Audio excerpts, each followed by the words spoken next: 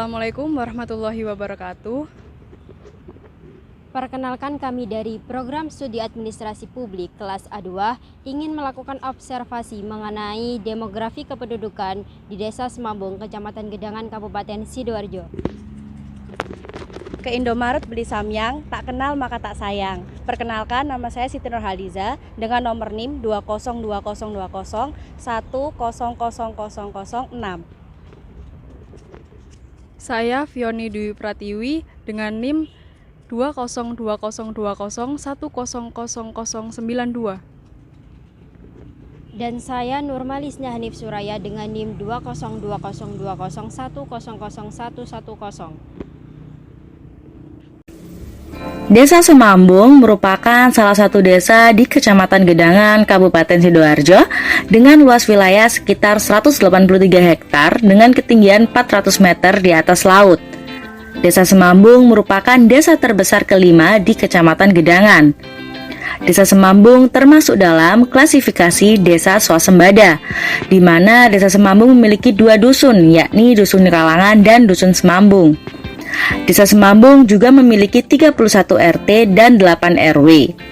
Selanjutnya, kami akan menjelaskan mengenai demografi yang terdapat di Desa Semambung. Selamat menonton. Balai Desa digunakan sebagai tempat pelayanan publik serta sebagai wadah musyawarah antara masyarakat dan perangkat desa.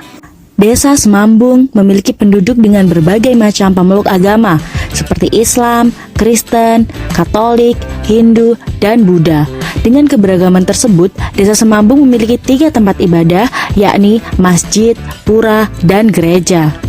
Desa Semambung memiliki 2 sekolah dasar negeri, yaitu SDN Semambung 1 dan SDN Semambung 2, serta 1 SMP swasta yakni SMP Taman Harapan dan 1 madrasah sanawiyah swasta yakni MTS Badrussalam. Desa Semambung memiliki lapangan olahraga yang dapat digunakan masyarakat secara gratis dan sebagai wadah guna menjalin silaturahmi antar warga desa. Poskesdes disediakan oleh desa untuk penanganan awal bagi masyarakat yang memiliki permasalahan pada kesehatan. Jumlah penduduk di Desa Semambung kurang lebih 7.744 jiwa, yang di dalamnya meliputi 3.522 penduduk berjenis kelamin laki-laki dan 4.222 penduduk berjenis kelamin perempuan. Berdasarkan letak geografisnya, Desa Semambung yang letaknya tidak jauh dari kota Surabaya menjadikan masyarakat memiliki pekerjaan di beberapa bidang jasa seperti pegawai bandara, pegawai perusahaan BUMN, pegawai ekspedisi barang, dan beberapa menjadi pengusaha UMKM di lingkungan desa. Selain itu, juga terdapat beberapa penduduk yang memiliki mata pencaharian sebagai seorang petani. Dari beberapa mata pencaharian yang telah disebutkan, terdapat 2 mata pencaharian mayoritas penduduk di Desa Semambung. Yang pertama sebagai pegawai di beberapa perusahaan yang berada di lingkungan Desa Semambung, dan yang kedua sebagai pelaku UMKM yang berada di lingkungan Desa Semambung. Persawahan di Desa Semambung tidak begitu luas, akan tetapi persawahan masih menjadi salah satu mata pencaharian masyarakat Desa Semambung. Petani di Desa Semambung biasanya menanam sawah dengan tanaman padi. Terdapat beberapa potensi yang ada di Desa Semambung, salah satunya UMKM. Desa Semambung yang memiliki letak strategis menjadikan masyarakatnya harus kreatif dalam mengolah potensi yang ada.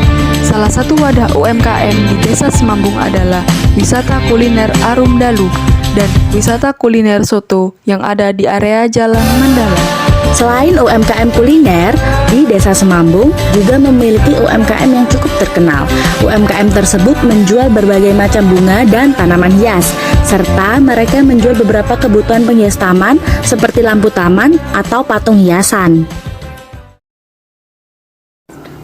Assalamualaikum warahmatullahi wabarakatuh. Perkenalkan, saya Winnie Kusuma Nitias SPD, Kepala Desa Semambung, Kecamatan Gedangan, Kabupaten Sidoarjo. Saya dilahirkan di Bojonegoro 17 Januari tahun 1989, di mana sekarang saya sudah berusia di angka 33 tahun, yang saat ini kami menjabat Kepala Desa Semambung. Apakah benar penduduk di Desa Semambung ini berjumlah 7.744 jiwa? Ya, benar, jadi penduduk saya memang 77.000, terdiri dari 8 RW, 31 RT, di mana 2 RW terpisah dari kami, yaitu dari perumahan Delta Mandala itu RW 8, di RW 07 itu adalah perumahan Wisma Sari yang seberang di Jalan Raya Juanda. Pertanyaan kami yang kedua, apa mayoritas pekerjaan penduduk di desa Semambung ini? Kalau mayoritas penduduk kami, khususnya yang pertama yaitu swasta, karena di sini kan dekat dengan pabrik ya, jadi masyarakatnya itu bekerja dari swasta. Setelah itu yang kedua wira swasta, yang ketiga itu petani, dan yang terakhir adalah pegawai negeri BUMN. Pertanyaan yang ketiga, apakah ada usaha yang bisa dikembangkan di desa Semambung ini? Salah satu usaha yang bisa dikembangkan di desa Semambung, karena kita berada di tengah-tengah kota ya, baik berdamai dengan kota Surabaya dan perbatasan kota Sidoarjo. Kalau pengembangan di desa Semambung yaitu berupa usaha wira swasta atau bisnis, di mana kami desa Semambung memiliki beberapa kios, di mana kios itu diperuntukkan untuk warga kami yang berjualan, khususnya di sekitar wilayah kami, yaitu berupa kebutuhan pokok. Salah satu contohnya yaitu ada di wilayah RW1 itu beberapa kuliner yang sudah dikelola oleh desa, dan beberapa yang ada di RW 06 itu juga pasar desa, di mana pasar desa itu mencukupi kegiatan yang ada di desa, salah satunya kebutuhan pokok juga. Apakah di desa Semambung ini sudah melakukan sensus penduduk, Bu? Alhamdulillah kalau sekarang bulan-bulan November ini ada namanya program pemerintah yaitu Resosek. Jadi Resosek itu salah satu sensus penduduk, di mana itu ada petugasnya yang nanti survei ke rumah. Jadi dicek KTP, dicek KK-nya, dicek berapa penghasilan terbaru dari kepala keluarga, jumlah keluarganya berapa, punya BPJS apa saja, punya asuransi apa saja. Sekarang program pemerintah ada yang namanya Resosek. Ada lagi yang namanya program pemerintah yaitu SDGs, yaitu berkaitan dengan sistem yang ada di RT RW tersebut. Jadi hampir sama dengan sensus penduduk, tetapi SDGs itu mencakup semuanya. Jadi kalau di SDGs itu mencakup luasan desanya, luasan pertanian, berapa persen pekerja baik petani, swasta, wira swasta itu SDGs. Yang sekarang sudah berjalan yaitu Resosek. Menurut Ibu sendiri, apakah manfaat sensus penduduk bagi desa Semambung ini? Manfaatnya sangat-sangat penting ya, karena di mana sensus penduduk ini adalah data yang akuntabel yang nantinya akan diolah oleh pemerintah pusat, salah satunya berkaitan dengan perkembangan penduduk. Jadi yang seperti yang saya sampaikan tadi, bila mana sensus penduduk ini tidak dikerjakan dengan sungguh-sungguh, maka dampaknya juga akan besar kepada wilayah desa itu sendiri ataupun pribadi.